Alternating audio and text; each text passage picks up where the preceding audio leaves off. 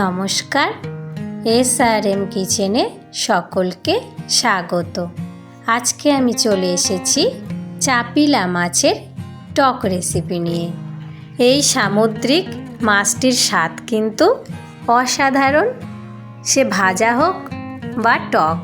এই গরমে একবার খেয়ে দেখলে খুবই ভালো লাগবে।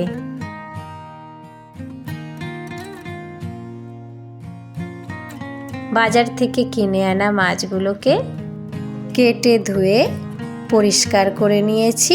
মাথাগুলোকে কেটে বাদ দিয়ে দিয়েছি। লবণ আর হলুদ গুঁড়ো মাখিয়ে নেব।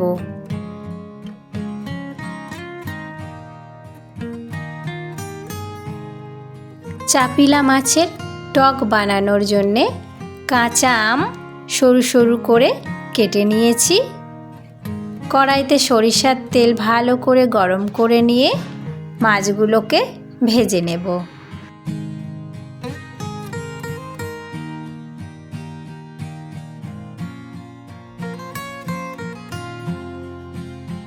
কিছুক্ষণ রেখে দিয়ে এক পিঠ ভেজে নিয়েছি, আরও এক পিঠ ভেজে নেব।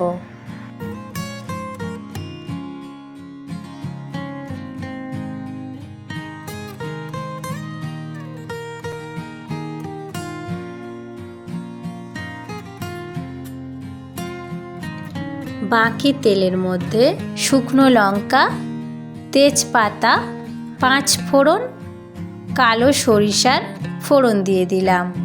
সাথে সরু সরু করে কেটে রাখা কাঁচা আমগুলোকে দিয়ে দিলাম। হালকা একটু নাড়াচাড়া করে ভেজে নিলাম।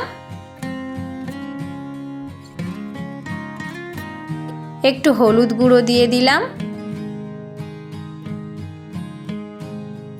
একসঙ্গে নাড়াচাড়া করে নিয়ে পরিমাণ মতো জল দিয়ে দিলাম।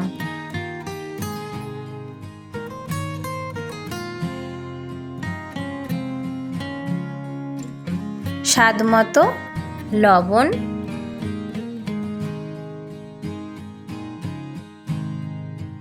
কিছুক্ষণের জন্যে ঢাকা চাপা দিয়ে রেখে দেব, যাতে আমগুলো সিদ্ধ হয়ে যায়। মিনিট 2 পর দেখুন আমগুলো কিন্তু সিদ্ধ হয়ে গিয়েছে।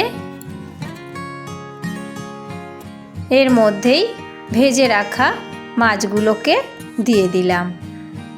সাথে একটু জিরে গুঁড়ো। স্বাদের ব্যালেন্সের জন্যে হালকা একটু চিনি। আবারও 1 মিনিটের জন্যে ঢাকা চাপা দিয়ে মিডিয়াম আঁচে জাল করে নেব। তারপর দেখুন তৈরি চাপিলা মাছের টক রেসিপি। ভিডিওটি ভালো লাগলে চ্যানেলটিকে সাবস্ক্রাইব করে পাশে থাকবেন। লাইক, কমেন্ট, শেয়ার করবেন। ধন্যবাদ সকলকেই।